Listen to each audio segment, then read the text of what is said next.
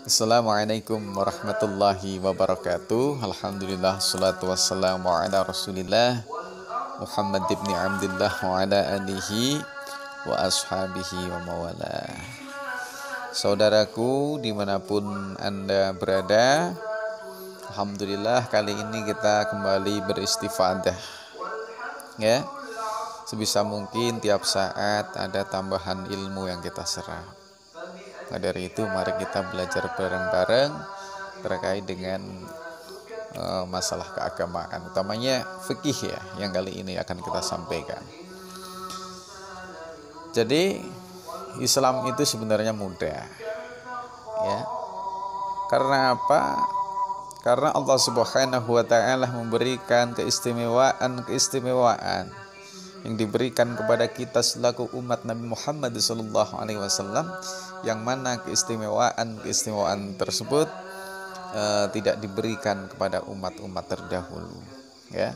Seperti adanya tayamum, ya, seperti adanya jamak qashar ketika kita sholat, gitu kan, dalam perjalanan dan lain sebagainya.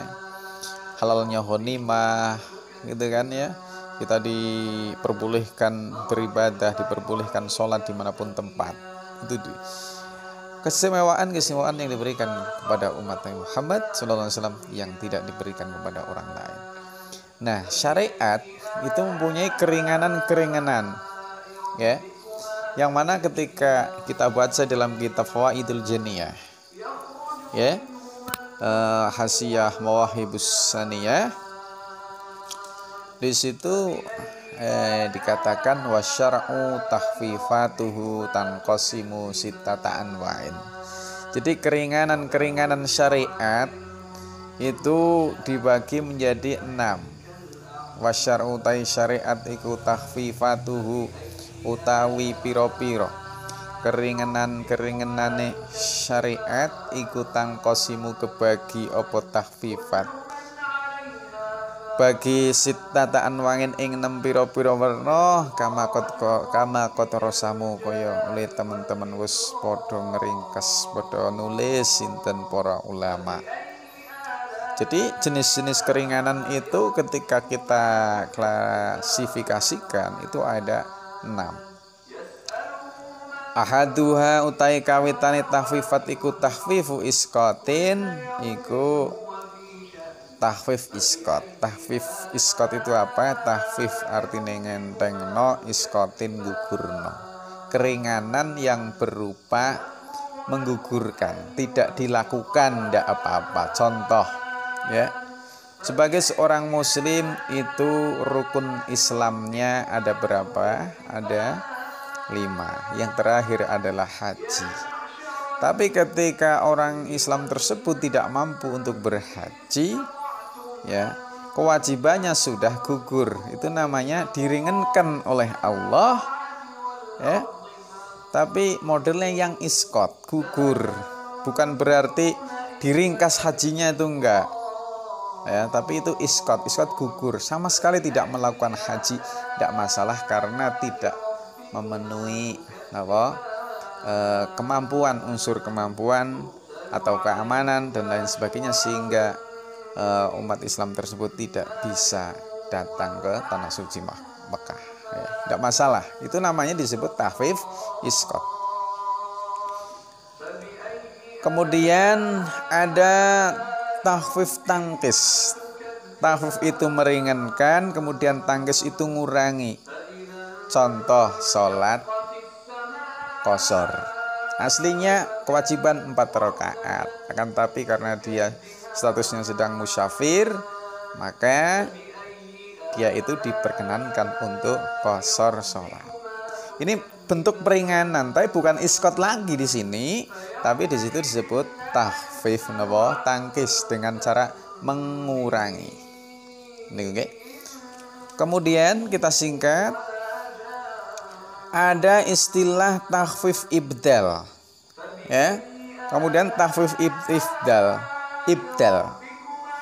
berupa meringankan tapi diganti, ya, dengan sesuatu yang lebih mudah kita lakukan, dengan sesuatu yang mudah kita cari. Contoh kita ketika hendak beribadah, sholat fardu utamanya, kita wajib toharoh atau bersuci. Tapi ketika tidak ada air, maka boleh diganti menggunakan tayamum. Itu namanya takhfif ibda. Ada juga disebut takhfif takdim. Takdim maksudnya mendahulukan. Aslinya belum boleh melakukan sholat asar, akan tapi berhubung kita sedang di perjalanan, maka bolehlah sholat asarnya kita barengkan dengan sholat zuhur. Itu namanya takhfif takdim. Kemudian takhfif takhir termasuk, ya, takhfif takhir karena sekarang belum bisa melakukan sholat zuhur misalkan, karena sedang di atas bus, sedang di atas pesawat, lantas nanti kita sholatnya di akhir, ya. Kita sholatnya di akhir waktu asar. Misalkan sekarang nggak sholat, tidak apa-apa. Nanti zuhurnya kita geser ke waktu sholat asar. Ini namanya takhfif takhir. Kemudian yang kelima adalah takhfif tarkhis. Ya, takhfif tarkhis.